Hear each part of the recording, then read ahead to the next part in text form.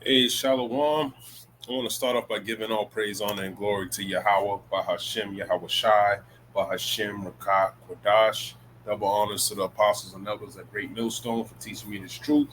And Shalom to the hopeful elect on the highways and byways pushing this truth. It's your brother Rabbi Nat coming out with a lesson, Lord willing, is edifying. Now, today I'm gonna jump in the book of Joshua. Just doing another Bible study session, man. And Lord will is edifying. Um, I'm just gonna go through the chapter, see what information I can get out of it, and kind of just studying out loud. So this is just for anybody who wanna listen in, man. And I'm gonna jump into the Halley's uh, Bible Handbook. I jumped into it before my last video. I'm actually gonna show the book, Haley's Bible Handbook. Now this book, I use it. Um, Share it. It's this book right here. It's a cheap book. I bought it for about $4 at that's a good price for 481. But it goes into archaeology, and I'll check this when I read a chapter. It says an abbreviated Bible commentary, archaeological discoveries, things like that. All right, and I'm gonna read it. It's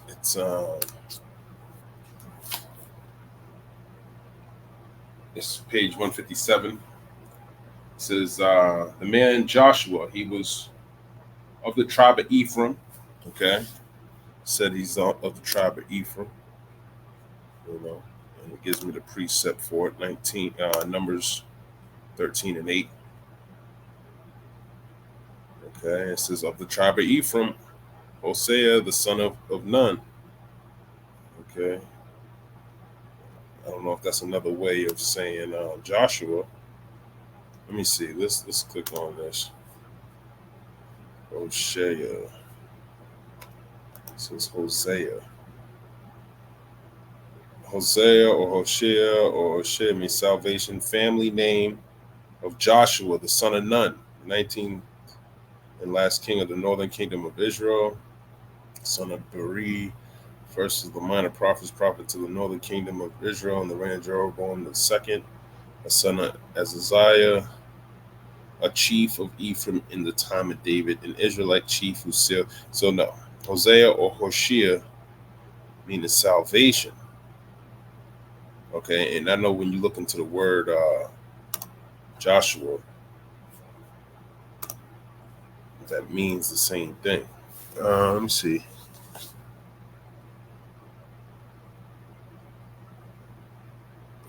As a matter of fact, what's his name?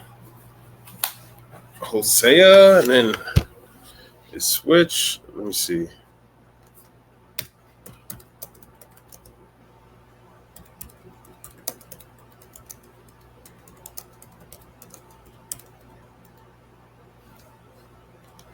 Just gonna Google it.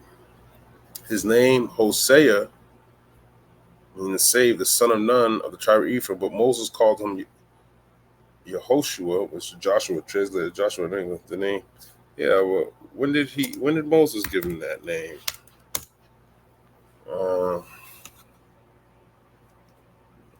Let's see if we can get the precept to that.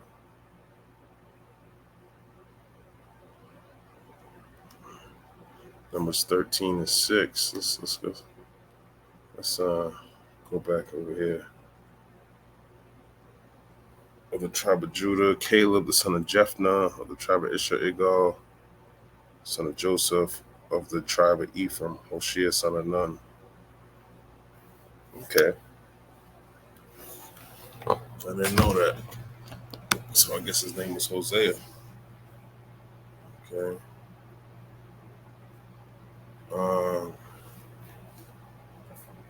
Let me see if I can do a little more research on that.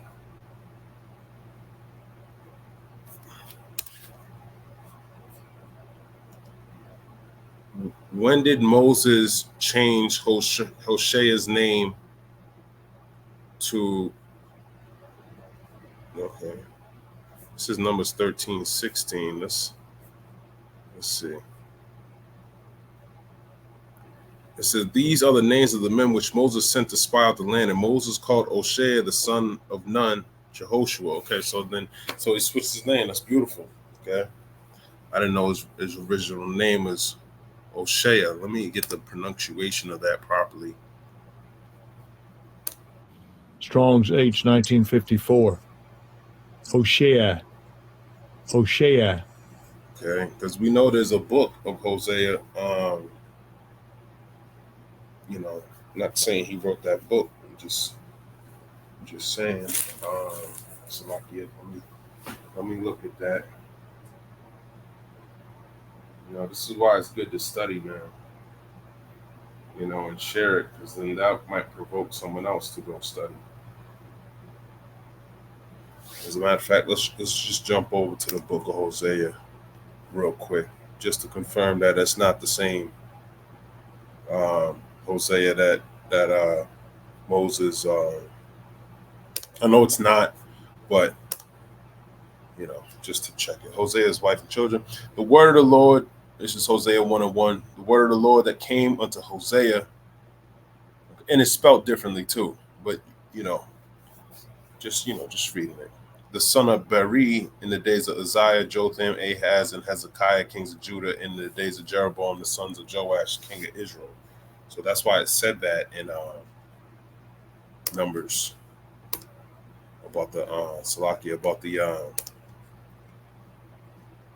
I think it said Jeroboam, the son of Joash. Okay, because I know it Hosea. Let's see what that word Hosea means, anyways. In 1954, that's the same thing as Joshua. Okay, and the same thing, Hosea or Hoshea or Oshea, salvation, family of Joshua the son of Nun. But this is not talking about Hosea the prophet. Okay, as a matter of fact, let me Google it real quick. Okay, see what Google says. Is Hosea in Joshua? Okay, let's see what it says. Hosea the Hebrew, also Hosea known as Osi, son of Beri. Well, it tells you the father right there, Beri. Okay, Joshua is the son of Nun, so that just proves it right there. So I'm looking for no reason, but it's weird that it gives the same H1 Strong's H1 1954 for the same name as Joshua.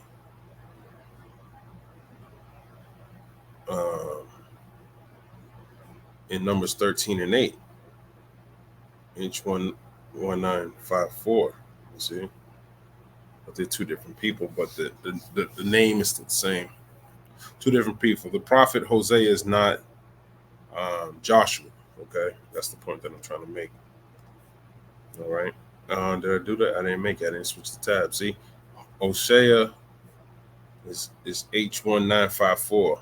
Okay, but Hosea, the prophet Hosea, is not the same as Joshua. Okay, so we go back into the Haley's Bible Handbook. It says page 157. It says the man Joshua, he was of the tribe of Ephraim in Numbers 13 and 8. We just went over that. Okay, I'm actually there now. Numbers 13 and 8.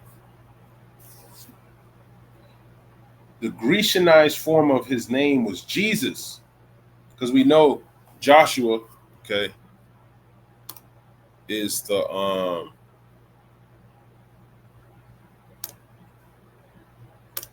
is Yahushua. The name Joshua is Yahushua, and that's why people get it confused with Yehoshua, you know, because when you go into the blue letter, it's gonna say Yehoshua.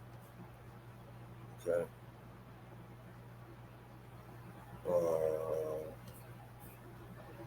That's why it's saying his name's Jesus. Okay. Because if you're not Yehoshua.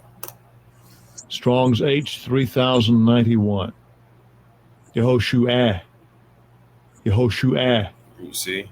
And second entry, Yehoshua. So the second. But when you go to Matthew 1:21, okay, you get that word Jesus. Okay. Okay. But you see this here? Strong H3091. Yehoshua, you see? Which is Strong's Yahushua. H 3091. Yehoshua. You see? Yehoshua. So they're both the same. And second entry, Yehoshua. You see? So it's the same word, Joshua, but they're two different people. Okay. Joshua is not Yahushai, okay? Yahushai, they in the Hebrew, they both translate to the same name, okay? It both means Yahweh is salvation. And just like Yahushai's name it goes into he is the deliverer. He is meaning Yahweh. That's his name. Is he Yahweh means he is or he exists. So he is salvation, or Yahweh or is salvation, or Yahweh is the deliverer. Okay, that's Yahushai's name. All right. So that's strong H 3091. Strong right here. Strong H 3091. Oh, I didn't even share it. Jump to this other tab. This is in Matthew 1:21. Strong's H up here. H 3091. Jump to the other tab. And this is in the book of Joshua 1:1. Okay, I'm just looking up the name. It's the same thing, same number. Okay. Okay. As a matter of fact, I got another precept. I didn't even get through the prologue. I'm trying to get through the prologue, but I'm trying to get all the meat off this bone as much as I can while I'm sitting down. You got all the resources, use them to your full capability. You know what I mean? No point of. That's what it's here for. The Lord created this tech for the elect to get this knowledge. Right? Okay.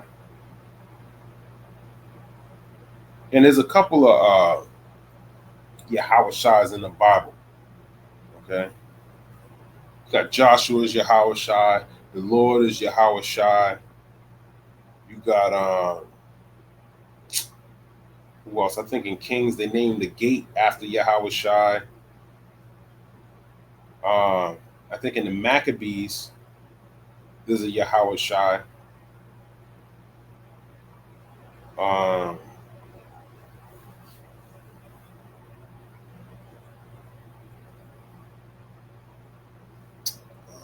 Let me see. Let me actually get that.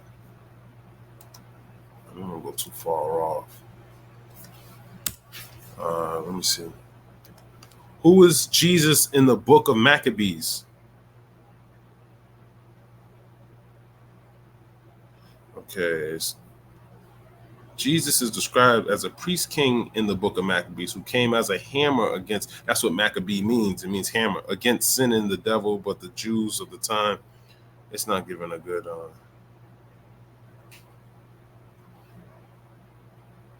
I think it was because let me see, it was Mattathias, then Judas Maccabees, then I believe it was Jonathan and Simon, and then I think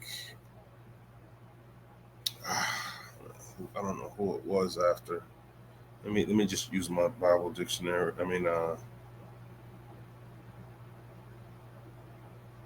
Okay.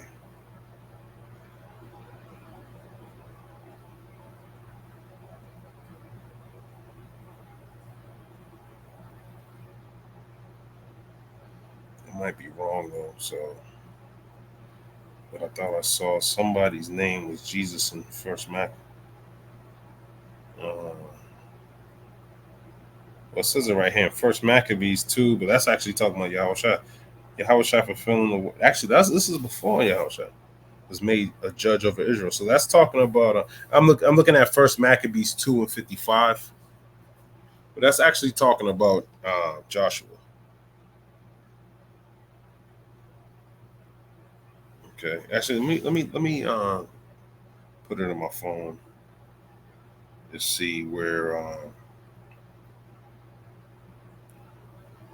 Nope, Jesus pops up in Matthew, and then it goes into the Maccabees. So, but there's more than one. Okay, there's more than one, and Joshua's one of them. As a matter of fact, let me go to KJV 16:11. Okay, and grab this precept real quick. It's Sirach 46. Come on. Okay. It says Sirach 46:1 in the Apocrypha. It says Jesus, the son of Nave, was valiant in the wars and was the successor of Moses in prophecies. Now we know Jesus wasn't a successor of Moses. We know that Joshua was. Okay, so this is that Yahweh Shai that we're talking about, who according to his name was made great for the saving of the elect of the Most High, and taking vengeance of the enemies that rose up against them, that he might set Israel in their inheritance. And their inheritance was the land of Canaan. Okay, so this is talking about Joshua. Okay, not Yahweh Shai, our Lord and Savior. Okay.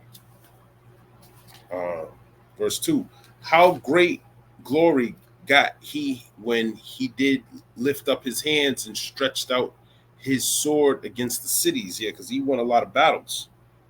Okay. Yeah, give me a sec.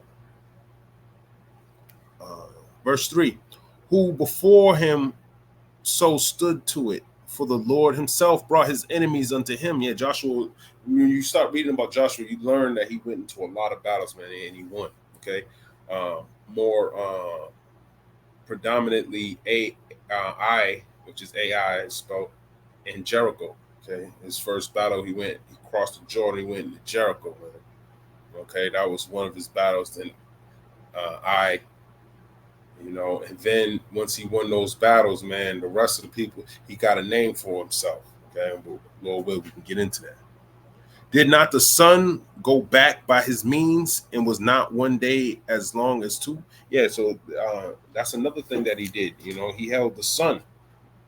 Okay, that was another thing. That was an amazing miracle that Joshua was known for. Okay. He called upon the Most High Lord when the enemies pressed upon him on every side, and the great Lord heard him. Yeah, you're going to learn about that too. Because these kings, they started to come together, you know what I mean? Because they knew that he was conquering. And they knew the Lord was dealing with them. They heard about Egypt. They knew that, and Joshua was no joke, man. This is why, Lord will, I can do some, I can show how amazing he truly was, man. And when the hailstones of mighty power he made the battle to fall violently upon the nations, and in the descent of Betharon, he destroyed them that resisted, that the nations might know all their strength, because he fought in the sight of the Lord, and he followed the mighty one. Yeah, they're talking about Yahweh Shem Yahweh Shai. He followed the mighty one. Okay. And I just want to get into some context about him, because there's a lot to chew with him. But, let's get back to the lesson at hand, man. Okay. Actually, I want to grab some precepts, because before you even get into the book of Joshua, you got to know about the different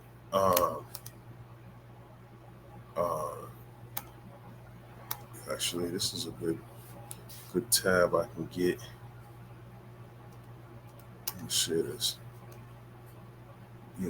This is right after the first 5 books, right after the Torah. Just to give a quick synopsis of what happened before. Slovakia, this ain't doing any justice, man. And this is right here. This is when we left Egypt, went to Succoth. Okay, right here in Pa Harath. It's when Pharaoh started to come and get us. Okay, you got Egypt right here. Okay, and this is where we crossed over the Red Sea. Okay, that's the Red Sea there. Then we dwelt in the wilderness. Okay, wilderness of Etham, wilderness of Sin. You know, we got Sinai, Mount Sinai, somewhere around here, Mount Horeb. Okay, wilderness camps. Then here we went from here to here, Kadesh. This is why we spent, going from here to Jerusalem. This is a straight shot. You know, if you go from here, number 1 to number 18, I don't take no 40 years to get there, man. And it don't take no boat to get there. You can take a boat there though. But you can't take a boat to Jerusalem, but you can take a boat to Gaza, walk the rest. There's no need for a boat when you can simply, I don't even know how long of a journey this is. You could just walk along the coast, man, got right to where you needed to be. But nah, we had to go through all of this. And this is with Moses. Moses took us out of the land of Egypt. Okay. Then we went into the wilderness. Okay. And Mount Nebo is when Moses, this is where Moses has died.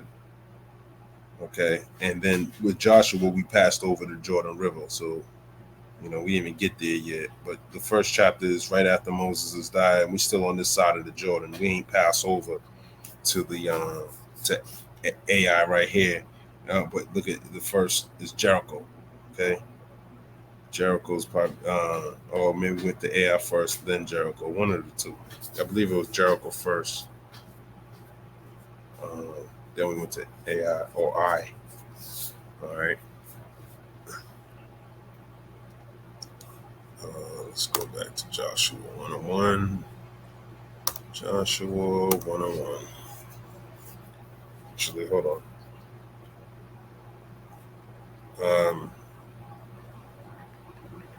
I want to get some backstory to Joshua. Let me get back into the handbook. See what else came up. Man of Joshua, he was of the tribe of Ephraim, Numbers 13 and 8. The Grecianized form of his name was Jesus. The Grecianized form of his name is Jesus. So we know the Lord's not a Greek. Okay. So if you still calling his name Jesus, you're calling him from a Greek translation. Okay. The Lord was a Hebrew. Okay, from the tribe of Judah. All right. So, you need to know that. You need to know that. As a matter of fact, just in case you don't believe, I'm going to go with the Spirit. Since we're getting into the Lord's name.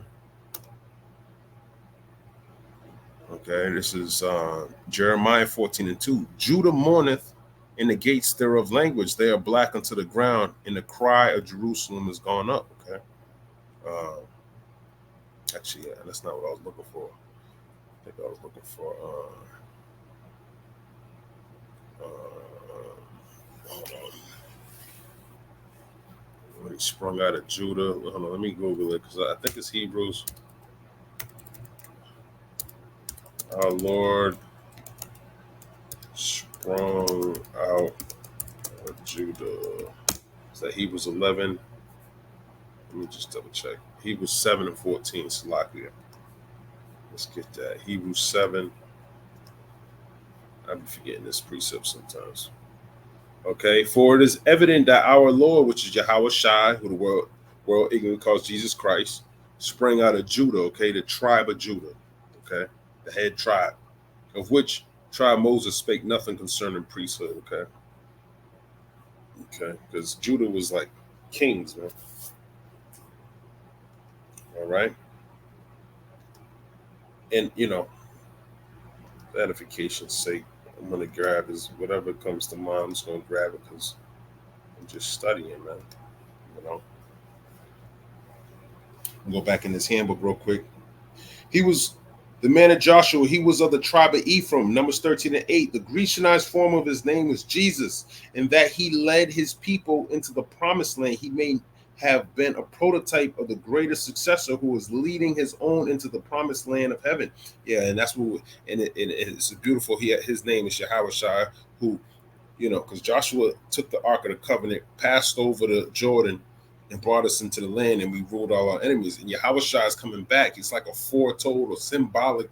The symbolism behind Joshua and Yahushua is shows how the Lord's going to do the same, pretty much the same thing, because the Lord is the Ark of the Covenant. Okay, that's what the Ark of the Covenant represents. It represents or foretells or shadows our Lord and Savior. Okay, he's that intermediate. He's that what's the word I'm looking for? That mediator between he was like Moses, okay, on Mount Sinai. He was that mediator speaking on behalf of the nation of Israel, okay? And the Ark of the Covenant represents that. That's why he was in the Holy of Holies when he put him in the tabernacle, okay? But now, the Ark of the Covenant is gone, or it's what do you call it? It's what's the word I'm looking for? It's not that it's gone. It was never destroyed. I think if you go to 2nd Maccabees, it tells you the history of that, which is beautiful. I think 2nd Maccabees 2. Let me see if that's it. Yeah, this is it. Let me read this. 2nd Maccabees 2:1. It is also found in the records that Jeremiah the prophet commanded them that were carried away to take of the fire as it had been signified, and how that the prophet, having given them the law, charged them not to forget the commandments of the Lord, and that they should not err in their minds when they see images of silver and gold in their ornaments. Hold on, let me make sure I'm not going off. Oh, it is, okay. And with other such speeches exhorted he them that the law should not depart from their hearts. It was also contained in the same writing that the prophet, being warned of the Most High, commanded the tabernacle and the ark, which is the Ark of the Covenant, to go with him as he went forth into the mountain where Moses climbed up and saw the heritage of the Most High. And when Jeremiah came there, he found a hollow cave wherein he laid the tabernacle and the ark and the altar of incense, and so stopped the door. So he closed the door. Okay. And some of those that follow him came to mark the way, but they could not find it. Which when Jeremiah perceived, he blamed them, saying, as for that place, it shall be unknown until the time that the Most High gather his people again together and receive them unto mercy.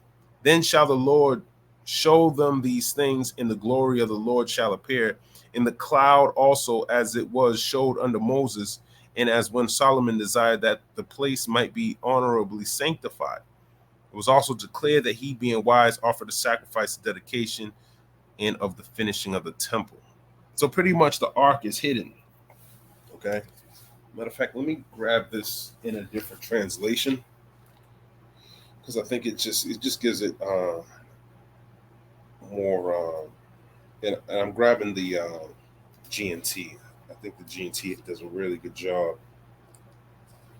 for the Apocryphal. Not all of it, but majority of it. Some of it goes off in certain areas. Okay, I'm gonna read that again in the GNT. I'm just gonna hurry up and run through it. Jeremiah 2 Maccabees 2:1. We know from the records that Jeremiah the prophet instructed the people who were being taken into exile to hide some of the fire from the altar, as we have just mentioned. We also know that he taught them God's law and warned them not to be deceived by the ornamented gold and silver idols which they would see in the land of their exile. And when he urged them never to abandon the law, these same records also tell us that Jeremiah, acting under divine guidance, commanded the tent of the Lord's presence and the covenant box, which is the Ark of the Covenant, to follow him to the mountain where Moses had looked down on the land which the Most High had promised our people. Okay, and I think that's talking about Mount Nebo, because that's where Moses was able to see the promised land, and the Lord told him, "You ain't going there, but this is what the promised land is." So Moses was able to see it, but he wasn't allowed to go into it. Okay. The second Maccabees 2 and 4. These same records also tell us that Jeremiah, acting under divine guidance, commanded the tent of the Lord's presence in the covenant box to follow him to the mountain where Moses had looked down on the land which God had promised our people. When Jeremiah got to the mountain, he found a huge cave, and there he hid the tent of the Lord's presence, the covenant box, and the altar of incense when he sealed up the entrance. Some of Jeremiah's friends tried to follow him and mark the way, but they could not find the cave. When Jeremiah learned that they had done what they had done, Slakia, he reprimanded them, saying, "No one must know about this place until God gathers his people together again and shows them mercy. At that time, he will reveal where these things are hidden, in dazzling light of his presence will be seen in the cloud, as it was in the time of Moses and on the occasion when Solomon prayed that the temple might be dedicated in holy splendor." Okay. So, not to get too far off, but that's where it pretty much is hidden. Okay. All right. Back in the handbook. Okay. He was of the tribe of Ephraim, talking about Joshua, Numbers 13 and 8. The Grecianized form of his name was Jesus, in that he led his people into the promised land. He may have been a prototype of the greater successor who was leading his own into the promised land of heaven. Joshua had been a personal attendant of Moses throughout the 40 years of wilderness and wandering. Was with the Most High. It's like here. Actually, hold on.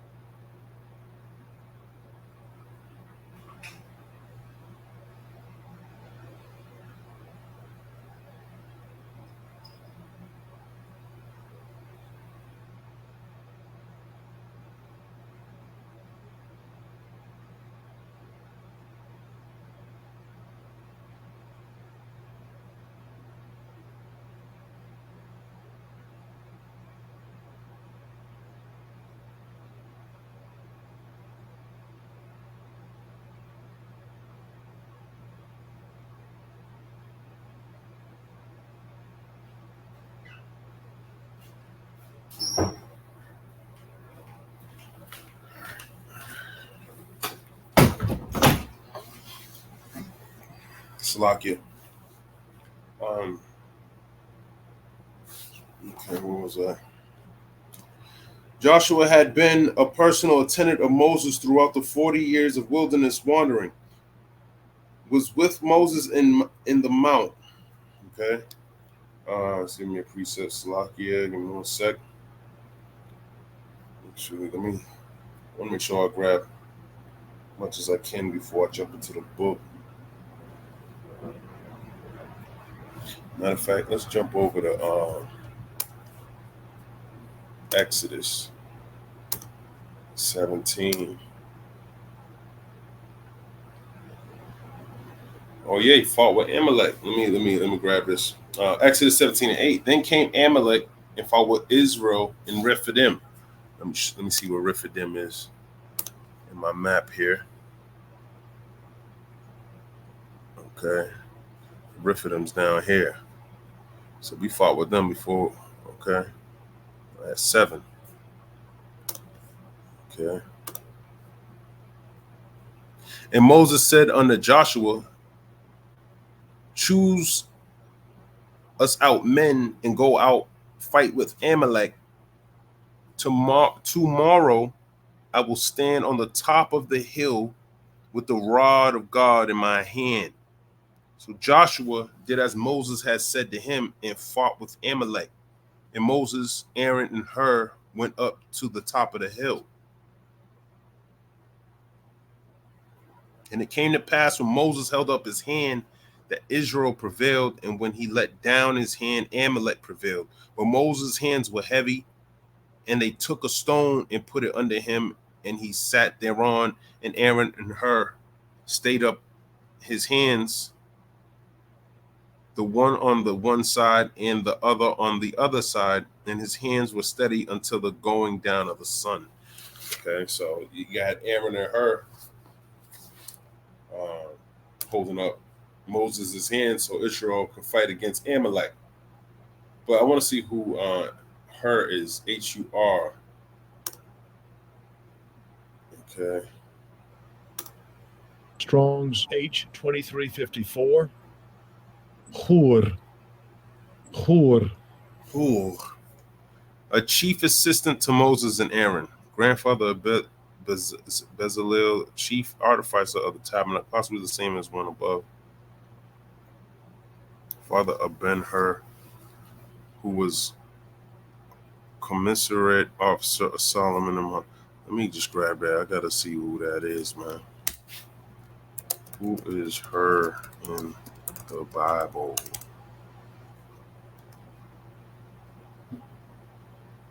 See if I can get a wiki real quick. Let's see if it gives me some insight. There are three separate men named Hur mentioned in the Bible, all in the Old Testament. At least one of the three is simply mentioned by name in there. Nehemiah. This is before Nehemiah. He was the father of Raphiah, one of the rulers of Jerusalem. No, that's not the one I'm looking for. Another Hur in the Bible was one of the 5 rulers of Midian in the time of Moses. When this Hur appears in Scripture, the Israelites were wandering in the desert as God's punishment for their lack of trust and obedience concerning taking possession of the promised land.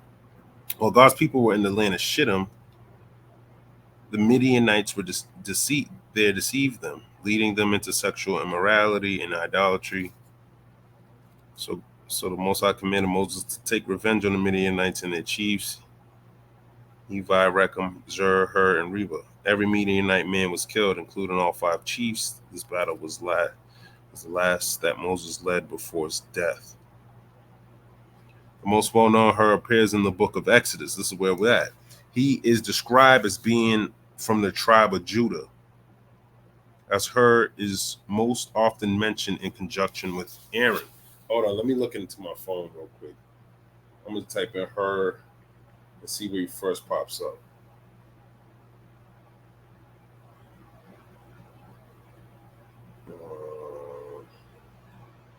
He pops up in, he just pops up in Exodus where we're at, in Exodus 17 and 10. You don't even pop up before that. I'm in the Bible app. I just typed in H-U-R and he first pops up in Exodus 17 and 10, where we're at. So let me see what this commentary says.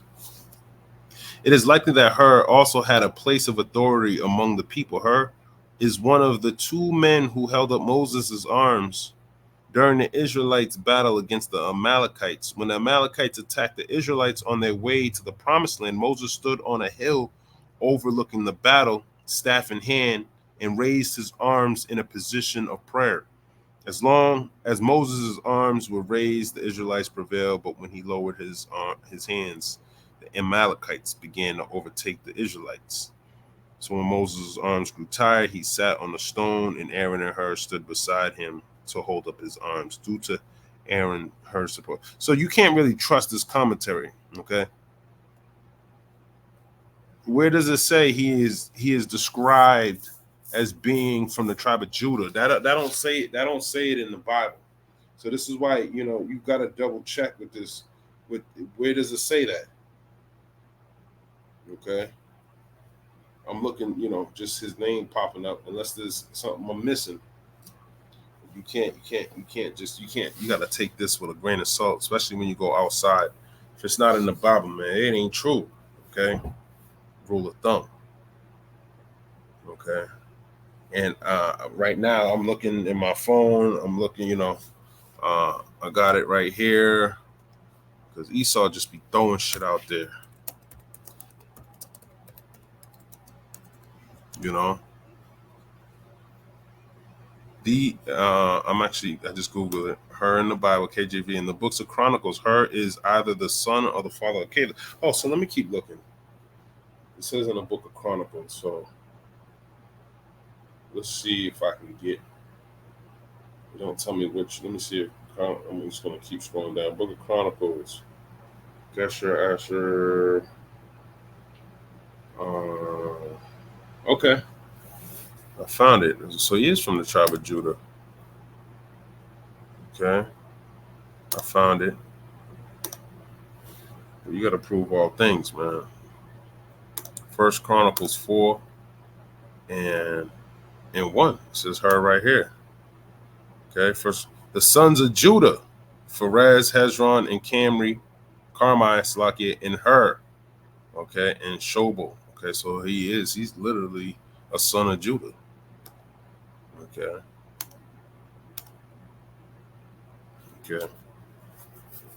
So I mean, it just didn't get the precept here, but you got to do the research, match it up with the scriptures, man. Okay. All right. So okay, he's a son of Judah. Let's get. Oh, I didn't even show the screen. Salakia. Oh, did I? Oh yeah, I did show. I did show the screen. Okay, I'm right here. Yeah. So he's a son of Judah.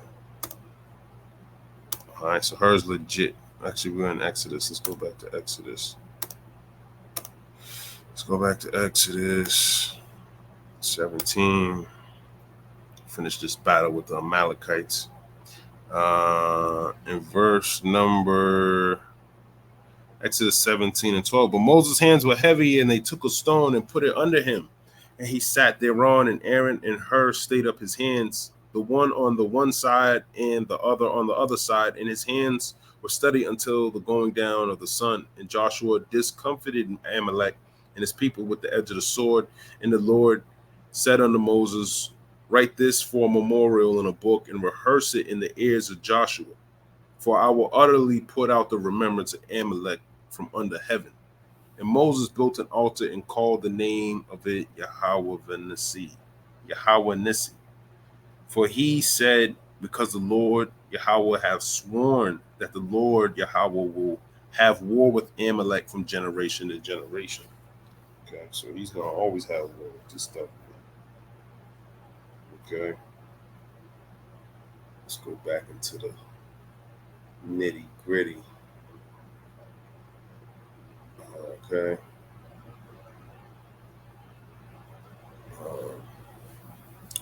Jump over to Exodus, 24th chapter. People affirm their covenant with the Most High. Okay. I'm just going to read the scriptures that pertain to Joshua before we get into Joshua 1 and 1. Okay. And he said, Exodus 24 and 1, and he said unto Moses, come up unto the Lord, thou and Aaron, Nadab and Abihu, and 70 of the elders of Israel, and worship ye afar off. As a matter of fact,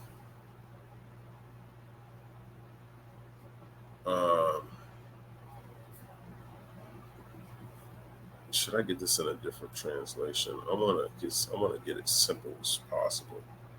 Let's get it in the NLT. Okay. Exodus 24 and 1. The Lord instructed Moses, come up here to me and bring along Aaron, Nadab, Abihu, and the 70 of Israel's elders. All of you must worship from a distance. Only Moses is allowed to come near to the Lord. Okay.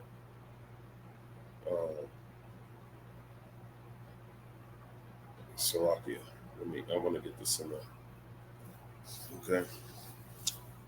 The others must not come near, and none of the other people are allowed to climb up the mountain with him. Then Moses went down to the people and repeated all the instructions and regulations the Lord had given him. All the people answered with one voice, we will do everything the Lord has commanded. Then Moses carefully wrote down all the Lord's instructions. Early the next morning, Moses got up and built an altar at the foot of the mountain. He also set up 12 pillars, one for each of the 12 tribes of Israel. Then he sent some of the young Israelite men to present burnt offerings and to sacrifice bulls as peace offerings to the Lord.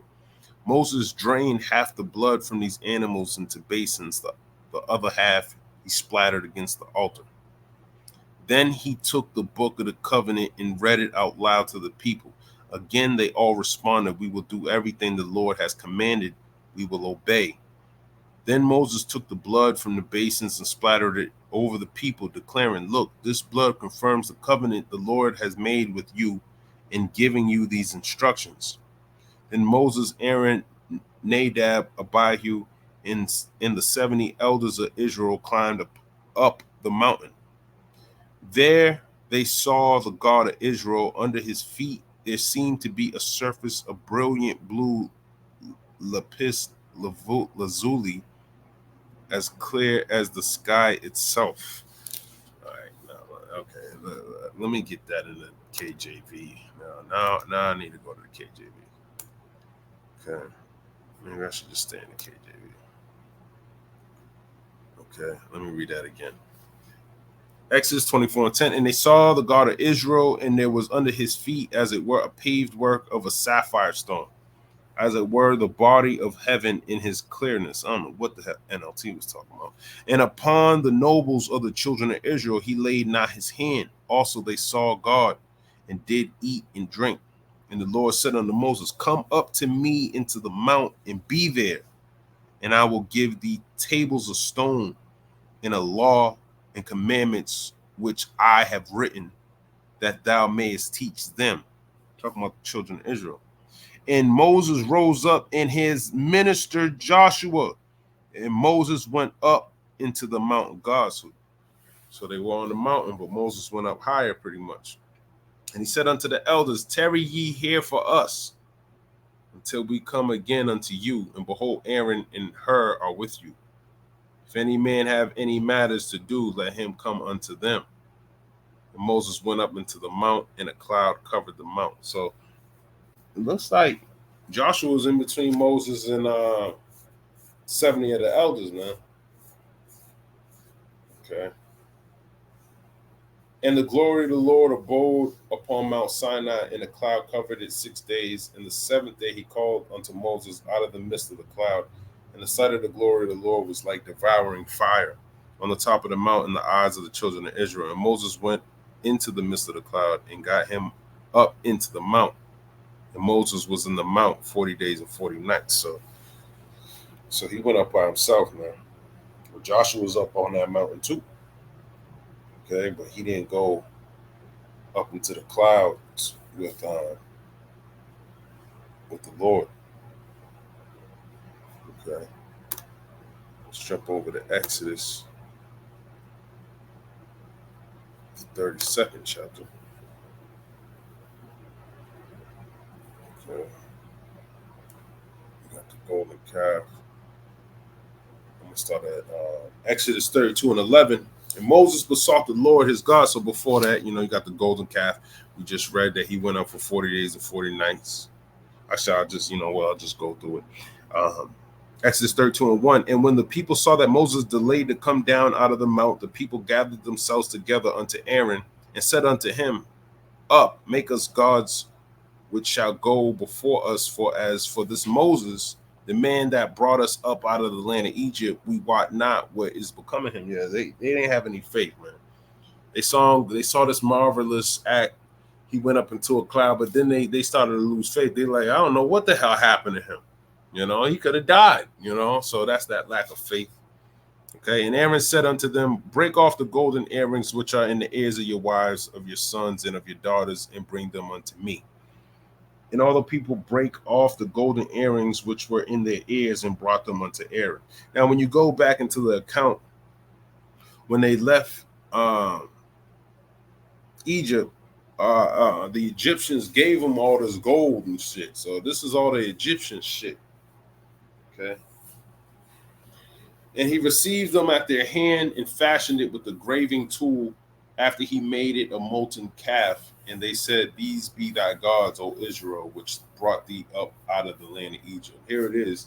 Yahweh Shem, they ain't show no respect to Yahweh Shem Yahushua. He split the sea for them with Moses. Now they saying some damn calf did it.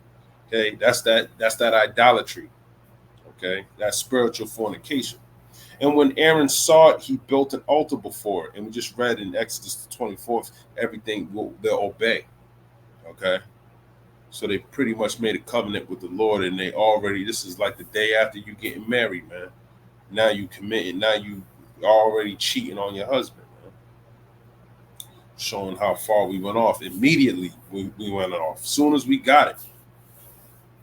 Okay. Saying we're gonna obey. Okay. And when Aaron saw it, he built an altar before it, and Aaron made proclamation and said, tomorrow is a feast. Hold on, did I skip something? Let me see. And he received them at their hand and fashioned it with the graven tool, and after he made it a molten calf, and they said, these be thy gods, O Israel, which brought thee out of the land of Egypt. And when Aaron saw it, he built an altar before it, and Aaron made proclamation and said, tomorrow is a feast to the Lord. And they rose up early on the morrow and offered burnt offerings and brought peace offerings, and the people sat down to eat and to drink and rose up to play. And, you know, they're playing, eating and drinking. That's just like what's going to happen. That's happening right now. Okay, they still eating and drinking and praising some false god. And the Lord said unto Moses, in Exodus 32:7, go get thee down for thy people, which thou broughtest out of the land of Egypt, have corrupted themselves. They have turned aside quickly out of the way which I commanded them. Yeah, you just told them. They said they obey. They have made them a molten calf and have worshipped it and have sacrificed thereunto and said, these be thy gods, O Israel, which have brought thee up out of the land of Egypt. And the Lord said unto Moses, I have seen this people, and behold, it is a stiff-necked people. Now therefore let me alone, that my wrath may wax hot against them, and that I may consume them, and I will make of thee a great nation. Yeah, so he said he gonna put Israel to death, and he gonna make a nation out of Moses himself. Moses is entreaty. And Moses besought the Lord his God and said, Lord, why doeth thy wrath wax hot against thy people, which thou hast brought forth out of the land of Egypt with great power and with a mighty hand? Wherefore should the Egyptians speak and say, for mischief did he bring them out, to slay them in the mountains and to consume them from the face of the earth, to turn from thy fierce wrath and repent of this evil against thy people? Yeah, you know, you just left Egypt, you split the sea, you're in the wilderness, you just beat the Amalekites, you make a covenant with the Lord. Moses is about to get some tablets, law, statutes, commandments, and you already going off. Wherefore should the Egyptians speak and say for mischief? Oh, we just read that slide here, Exodus 32:13. Remember Abraham, Isaac, and Israel. So Moses is pleading on behalf of the nation of Israel, just like Yahweh Shah is doing for us up there in the spiritual realm while we're still waiting for him today. But 2/3 of us, our people, are still down here, just like they were at the bottom of Mount Sinai, playing, okay, drinking, eating, being merry, and worshiping other gods. Okay. Remember Abraham, Isaac, and Israel, thy servants, to whom thou swearest by thy own self, and saidest unto them, I will multiply your seed as the stars of heaven, and all this land that I have spoken of will I give unto your seed, and they shall inherit it forever. And this has never been fulfilled yet. Israel, we conquered the land through Joshua. Okay, we went off King Solomon, you know, King David, you know, and then the kingdom split, and then we've been taking out the land since then. Okay, so that's not us fulfilling this prophecy, fulfilling the promise that he made with Abraham. That hasn't happened yet. And that only applies to the nation of Israel, which is you so-called Negroes, Latinos, and Native Americans. Okay, there's a lineage. Okay, this inheritance ties to a lineage. There's a royal lineage that's tied to this promise with the Most High God. Okay, so whether the brothers on the highways and byways, if you know, for the carnal minded, whether they're the Israelites, whether they're the Israelites or not, that's who the promises are for. Okay. So if you ain't Israel, man, you pretty much, then you're gonna get put to death. Simple as that, man. Simple as that. But let me keep going. Exodus 32 and 13 in the middle. And said us unto them, I will multiply your seed as the stars of heaven, and all this land that I have spoken of will I give unto your seed. Talking about Abraham, Isaac, Jacob. That's where the promises got passed down to Isaac, got passed down to Israel, who's Jacob. Jacob had 12 sons. Okay. And through those 12 sons, that's what connects them back to Abraham. And they shall inherit it forever. But you so-called Negroes, Latinos, and Native Americans, y'all can't trace back your lineage back to Abraham, Isaac, and Jacob. Okay. There's been a disconnect. Okay. Now you can only make that connection through faith. Okay.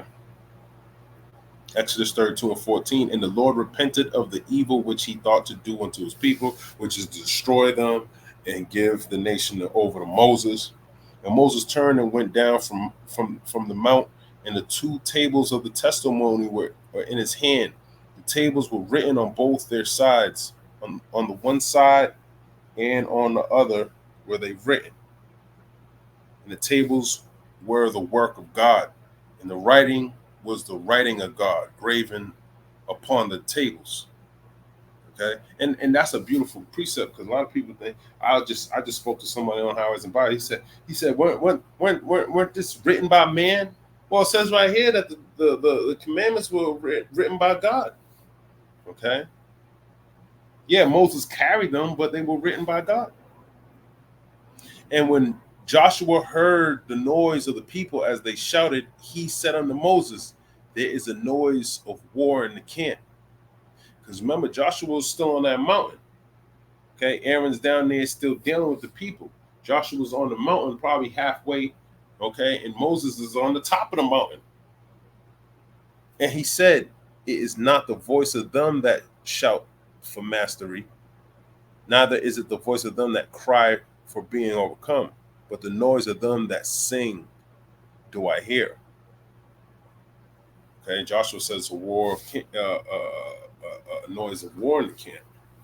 Moses is angered, and it came to pass as soon as he came nigh unto the camp that he saw the calf and the dancing, and Moses' anger waxed hot, and he cast the tables out of his hands and brake them beneath the mount. And he took the calf which they had made and burnt it in the fire, and ground it to powder, and strawed it upon the water, and made the children of Israel drink of it. And Moses said unto Aaron, what did this people unto thee? What did this people unto thee, that thou hast brought so great a sin upon them? And Aaron said, let not the anger of my Lord wax hot. Thou knowest the people, that they are set on mischief. And this is another token that you so-called Negroes, Latinos, and Native Americans are set on mischief. When you look at this word mischief, let's look at that word mischief. I believe it goes into wicked. So you niggas are you so-called Ra. Let me see if it goes into wicked. Bad, evil. Yup, wicked, ethically, in general, of persons of thoughts, deeds, and actions. See, blue letter points you so-called Negroes, Latinos, and Native Americans out to a T. You're evil, man. You're wicked. For they said unto me, make us gods. Exodus 32 and 23. For they said unto me, make us gods, which shall go before us. For as for this Moses, the man that brought us up out of the land of Egypt, we wot not what is become of him. And they still ain't showing no reverence to the Most High, man. They're attributing their salvation to Moses, man. Moses didn't do anything without the power of Yahweh Shem Yahushai. Okay, that's showing you how carnal Israel was, man, in the wilderness, man. It's crazy to think that they thought Moses split that Red Sea, even though he had the rod of God, but that was all through the spirit and power of Yahweh Shem Yahushai. And I said unto them, whosoever have any gold, let them break it off. So they gave it me. Then I cast it into the fire, and there came out this calf. And then you saying something that you created with your own hands that's how strong idolatry is, man. Okay. And the Lord goes into it, but I'm just making some points. Speaking out loud.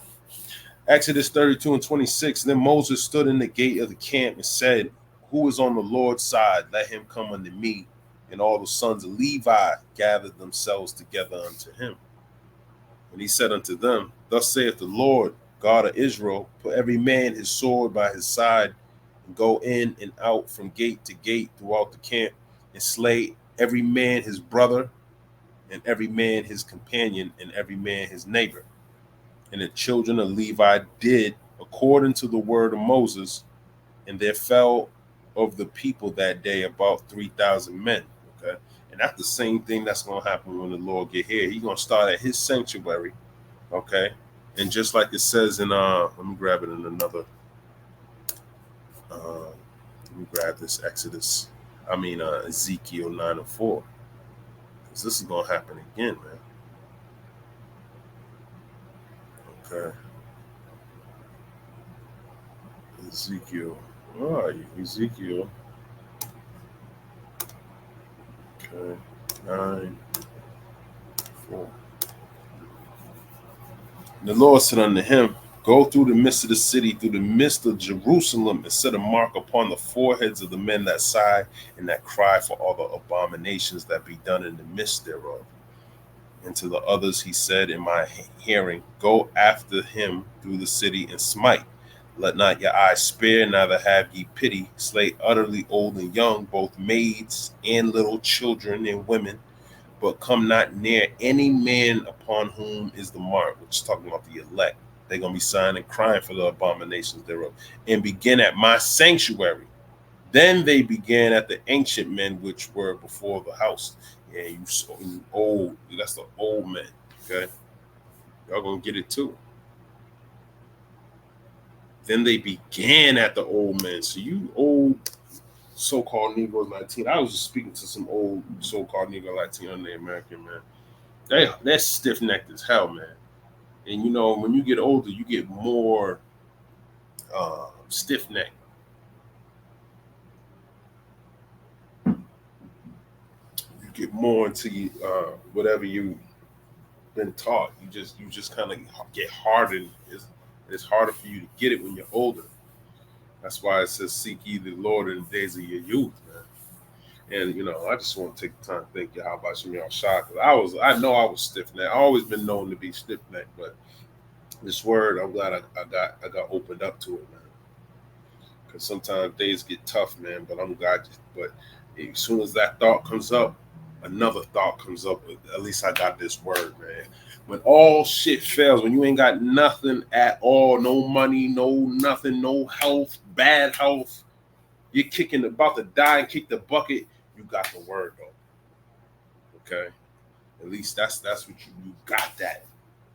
How many of our brothers and sisters died on this earth without knowing who they truly were?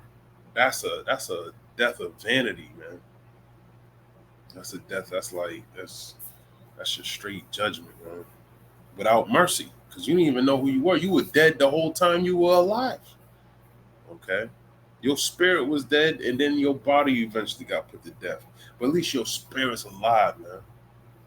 Anyways, I don't go too far off. Exodus 32:27, and he said unto them, thus saith the Lord God of Israel, put every man his sword by his side. Actually, I just read that. Exodus 32:29. For Moses has said, consecrate yourselves today to the Lord, even every man upon his son and upon his brother, that he may bestow upon you a blessing this day. And it came to pass on the morrow that Moses said unto the people, ye have sinned a great sin, and now will I go up unto the Lord. Peradventure, I shall make an atonement for your sin. And that's what Yahweh Shai is doing, man. He is the atonement for our sin, though. Okay, he is the atonement for our sin, man. He was that sacrifice. Okay. Not Moses. That's why he has to go and make an atonement for the sin. And this is before we even get into the book of Deuteronomy. Okay. In Leviticus. This is the second book. Okay. So he was taught a lot on that mountain. As a matter of fact, it's making me want to go to second Esdras. I believe it's the third chapter. Let me see. Salakia. Hold on, man. Hold on. Because this might be a good time to bring out that precept while it's in my head. Because I think Esdras had a similar encounter that Moses had in Exodus when he saw the burning bush. And let me see if I can grab it.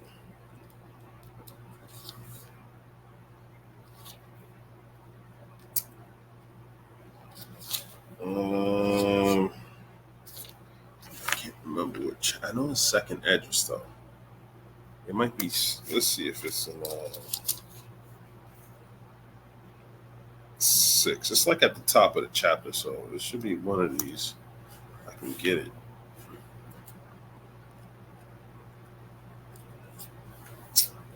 Oh, let me look at my Bible.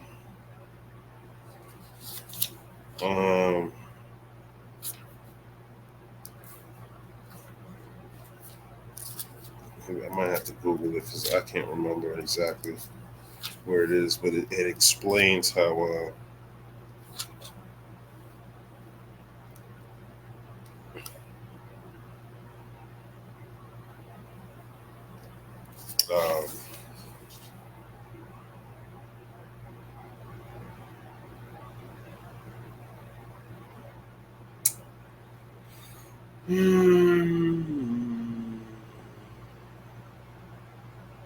let me Google it, man, because I don't want to be a fat man.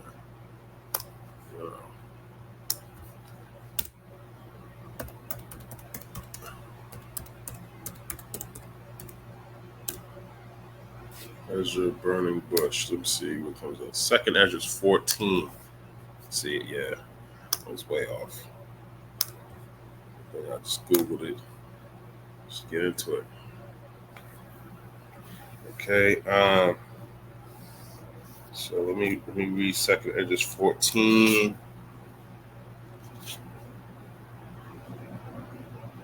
So let's start at 13. Because Esdras, the way Esdras is written is kind of like weird, man. They didn't number Esdras right. But when you go into G&T, I like the way it numbers it so I can get all of the meat. Okay, this is second Esdras 13 and 57. Then went I forth into the field, giving praise and thanks greatly unto the Most High because of his wonders which he did in time, and because he governeth the same in such things as fall in their seasons. And there I sat 3 days. Good.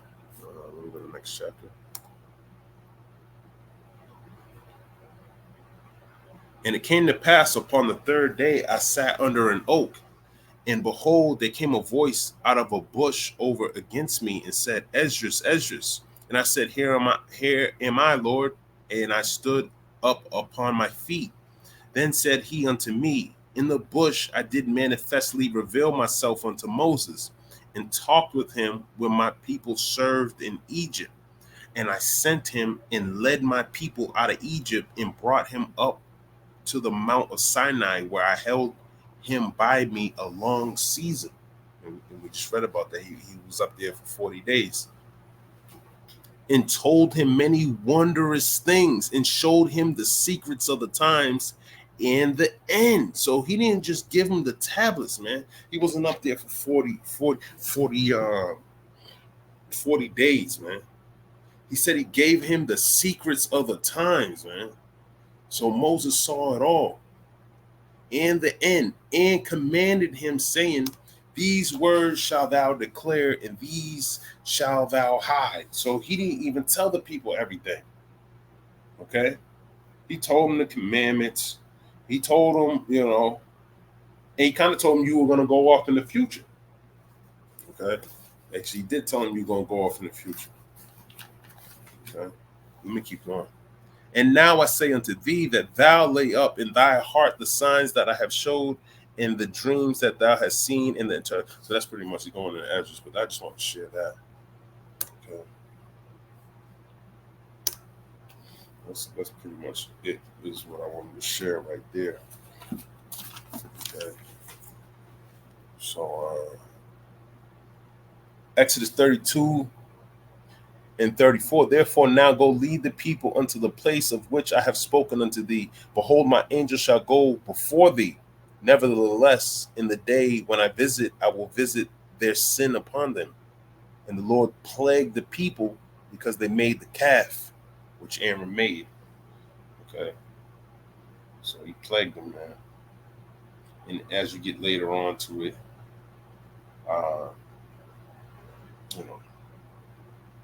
you'll see what he's talking about. Okay, let's jump into the next chapter. Exodus 33.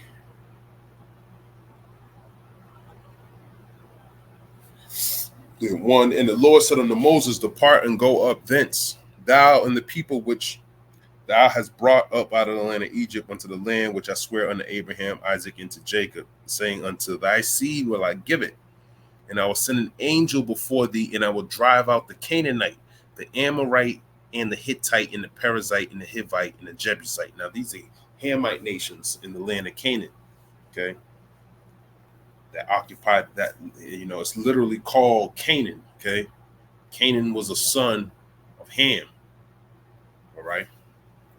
As a matter of fact, let's just go get that, man. Because you never know who's watching, man. That might be something. Hold on, Salakia. I don't like the new King James version. I like to go straight to the I like the KJV or the NLT, but the NLT clearly be going off sometimes. So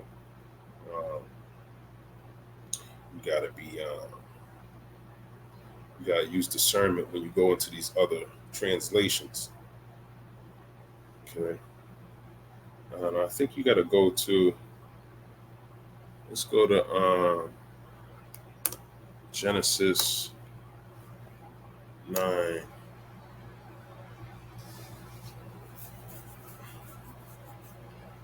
And 18. It says, and the sons of Noah that went forth of the ark were Shem and Ham and Japheth.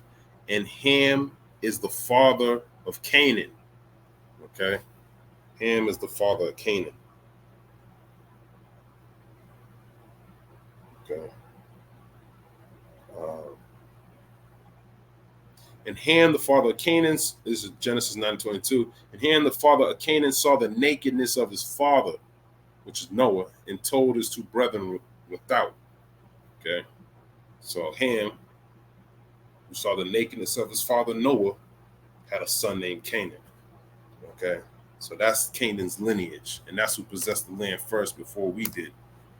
The Lord said he's going to send an angel ahead of us before we go into the land of Canaan. Okay. And that's what we're reading about. Exodus 33:3, unto a land flowing with milk and honey, for I will not go up in the midst of thee, for thou art stiff-necked people, lest I consume thee in the way. And when the people heard these evil tidings, they mourned, and no man did put on him his ornaments. For the Lord had said unto Moses, say unto the children of Israel, ye are a stiff-necked people. I will come up into the midst of thee in a moment and consume thee. Therefore now put off thy ornaments from thee, that I may know what to do unto thee. Just like when you punishing your son after he did something wrong, tell him to put his PlayStation up till you figure out a proper punishment for your ass. And this is the heavenly Father. Okay, he's the most high power. Okay, this is how a father would react to a son. Okay. showing you that he's the heavenly Father. Okay. Exodus 33:5. For the Lord has said unto Moses, say unto the children of Israel, ye are a stiff-necked people. I will come up in the midst of thee in a moment and consume thee. Therefore now put off the ornaments from thee, that I may know what to do unto thee. And the children of Israel stripped themselves of their ornaments by Mount Horeb. Let me see if I can find Mount Horeb to get a visual depiction.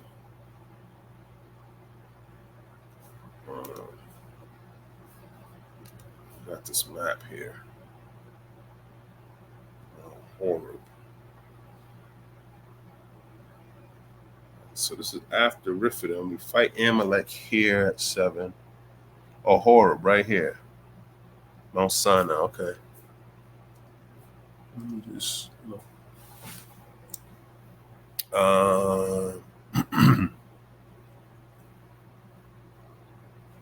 Exodus 33:7. And Moses took the tabernacle and pitched it without the camp and afar off from the camp, and called it the tabernacle of the congregation. And it came to pass that everyone which sought the Lord went out unto the tabernacle of the congregation, which was without the camp. And it came to pass when Moses went out unto the tabernacle, that all the people rose up and stood every man at his tent door, and looked after Moses until he was gone into the tabernacle. And it came to pass as Moses entered into the tabernacle, the cloudy pillar descended and stood at the door of the tabernacle, and the Lord talked with Moses. Woo. Okay. So the Lord's dealing with Moses, man.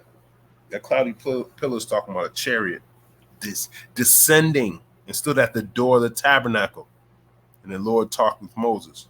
So it might have been like he was communicating through him at the tabernacle. And all the people saw the cloudy pillar stand at the tabernacle door.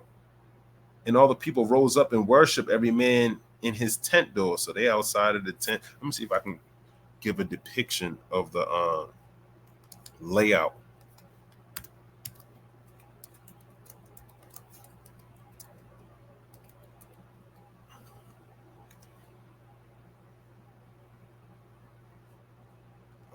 Let me see if I can grab something.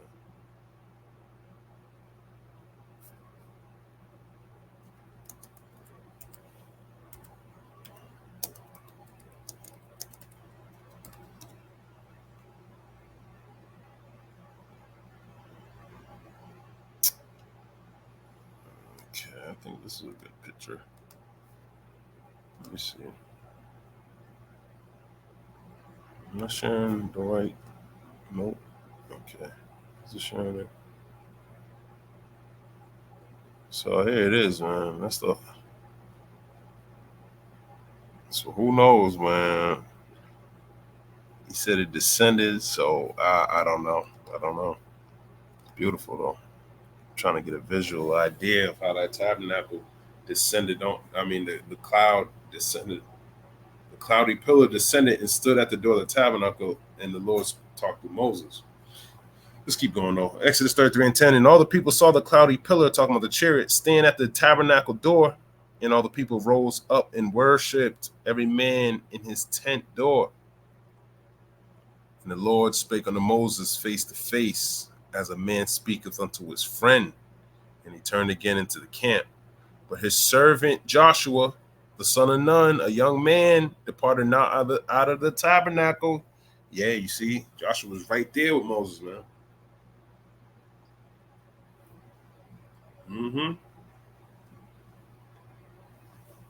He departed not, man.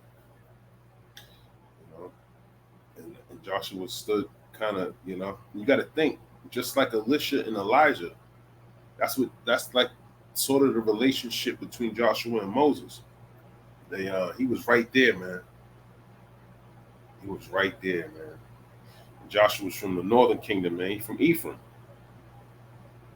Okay. And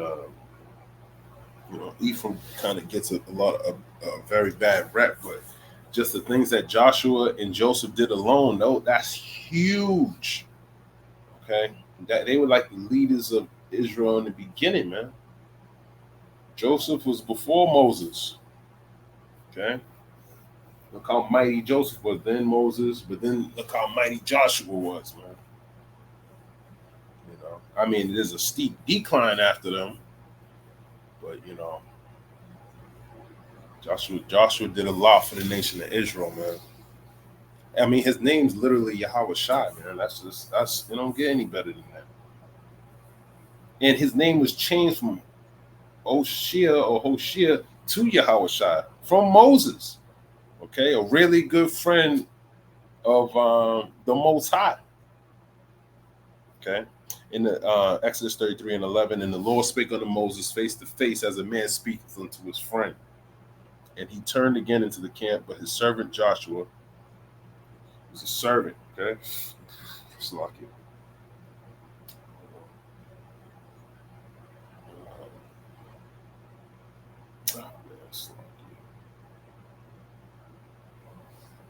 Okay. Servant Joshua, the son of Nun, a young man, departed not out of the tabernacle. So he was young, man. He was young under Moses, a young man. Okay. I just want to read that. Let's go to the book of Numbers. Skip over Leviticus. Jump to the book of Numbers 11. And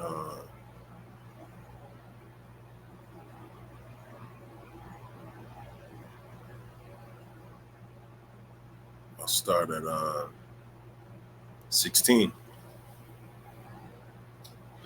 It reads, and the Lord said unto Moses, gather unto me 70 men out of the elders of Israel, whom thou knowest to be elders. Let me start at 1, then jump to 16 and get some context. The people complained, Numbers 11:1. And when the people complained, it displeased the Lord, and the Lord heard it, and his anger was kindled. And the fire of the Lord burnt among them, and consumed them that were in the uttermost parts of the camp. And the people cried unto Moses, and when Moses prayed unto the Lord, the fire was quenched. And he called the name of the place Taberah, because the fire of the Lord burnt among them. And the mixed multitude that was among them fell a lusting, and the children of Israel also wept again and said, who shall give us flesh to eat? We remember the fish which we did eat in Egypt freely, the cucumbers and the melons and the leeks and the onions and the garlic. But now our soul is dried away. There is nothing at all besides this manna before our eyes. And the manna was a coriander seed, and the color thereof as the color of bdellium. And the people went about and gathered it and ground it in mills, or beat it in a mortar and baked it in pans and made cakes of it. And the taste of it was as the taste of fresh oil. And when the dew fell upon the camp in the night, the manna fell upon it. So that's Israel murmuring again. That must really piss the Lord off. Just, for some context, that must really have pissed the Lord off, man. Damn, I already went over an hour. That's whatever, man. I'm just gonna keep going on. I ain't even getting the book of Joshua, but it's whatever. I'll get to it. Probably should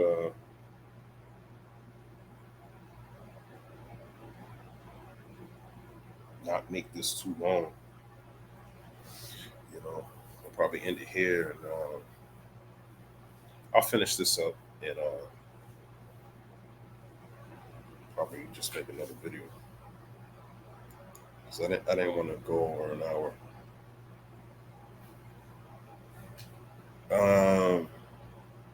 Where was I? So let's jump down to the point. And I'll start at 16.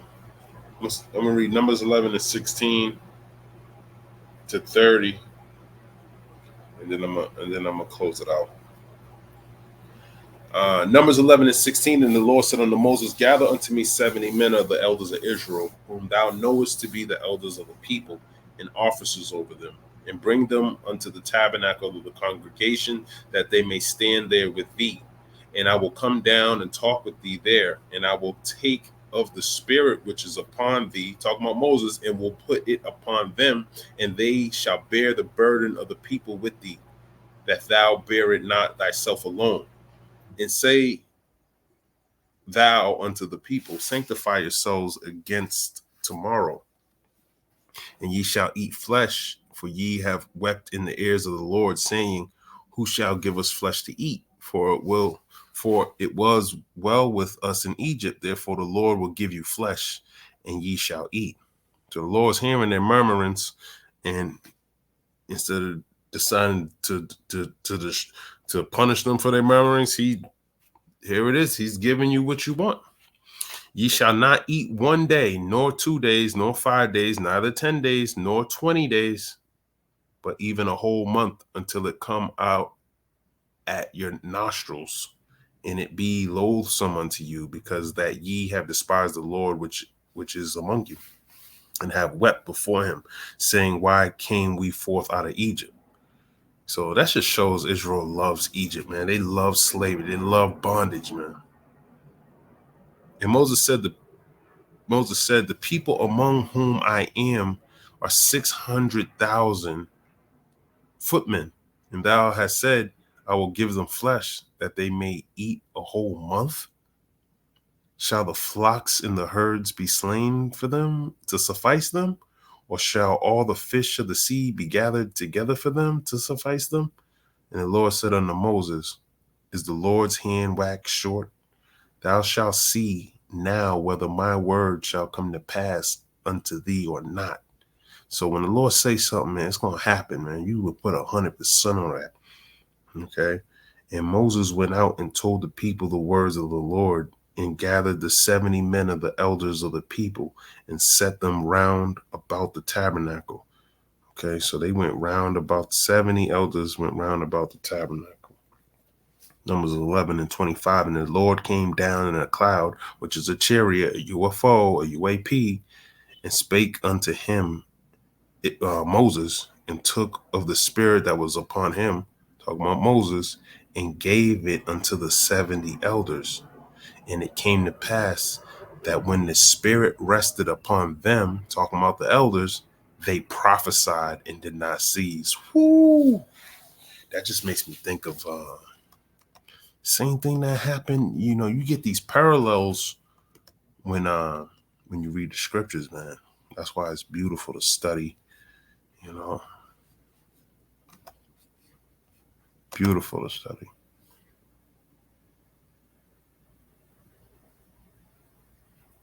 Okay, because it made me think about is it Luke 10? Yeah, the 70 sent out. Yeah, let me read this. A little bit off topic, but you know, whatever.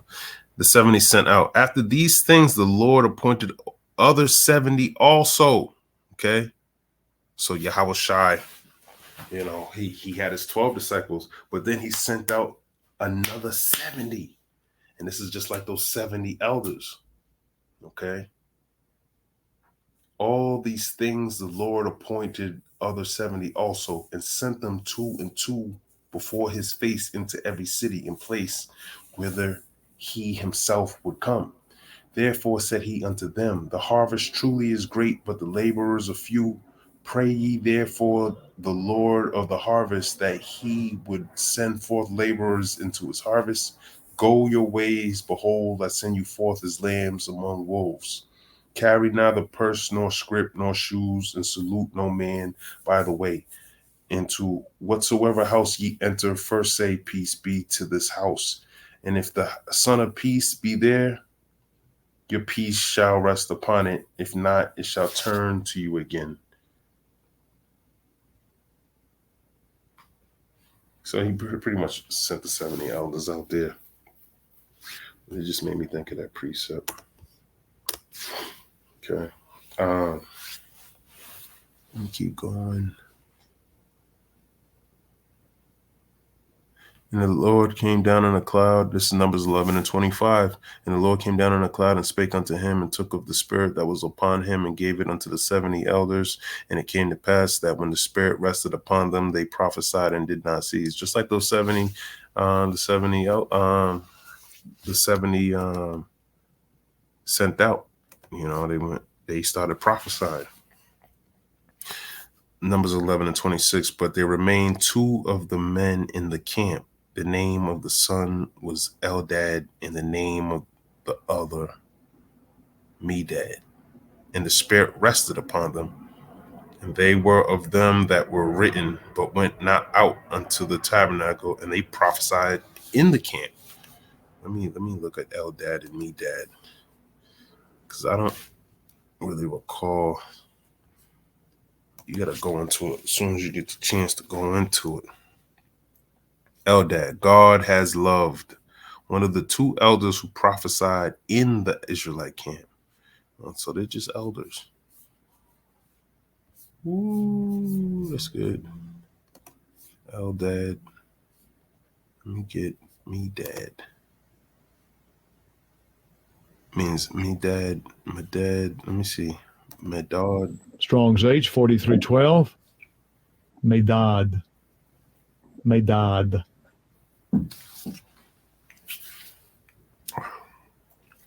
Means love. One of the 70 elders to whom was communicated the prophetic power of Moses, and who prophesied in the camp of the Israelites in the wilderness.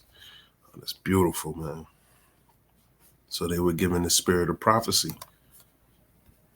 I got to grab Revelation 19 and 10. You just have to grab it as much as you can. And I fell at his feet to worship him. And he said unto me, see thou do it not. I am thy fellow servant. Yeah, so this is an angel coming down to John the Baptist. And of thy brethren that have the testimony of Yahushua. Worship the Most High, for the testimony of Yahushua is the spirit of prophecy. Okay. The testimony of Yahushua is the spirit of prophecy, man. But they were prophesying back then, so they had that same spirit. That's the point. Okay. Let me close this out. Let me get some more. Where's any more meat? 11:26. And there ran a young man and told Moses and said, Eldad and Medad do prophesy in the camp. And Joshua, the son of Nun, the servant of Moses, one of his young men, answered and said, my Lord, Moses, forbid them. And Moses said unto him, talking about Joshua, envious thou for my sake? Would the Most High would God that all the Lord's people were prophets, and that the Lord would put his spirit upon them? And Moses got him into the camp, he and the elders of Israel. Let me get that in another translation. That didn't make any sense to me. 11 and 29. Numbers 11 and 29. Get the NLT. But Moses replied, are you jealous for my sake? I will wish that all the Lord's people were prophets, and that the Lord would put his spirit upon them all. And Moses returned to the camp with the elders of Israel. Whoo! Joshua was, are you jealous for my sake? But I'm gonna end it right there. I didn't want to make this too long. I'm gonna continue it though. I'm just gonna make another video so I don't talk too much. Maybe I can get into what I wanted, but I'm gonna just want to get into some whatever. But Lord willing, that was edifying. I'm gonna end it right there. And where did I end it? Matter of fact, what did I stop at? I stopped at Numbers 11 and 30. So I'm gonna end it right there by giving all praise, honor, and glory to Yahweh, Bahashem, Yahushai, Bahashem, Rakah, Kwadash, Shalom.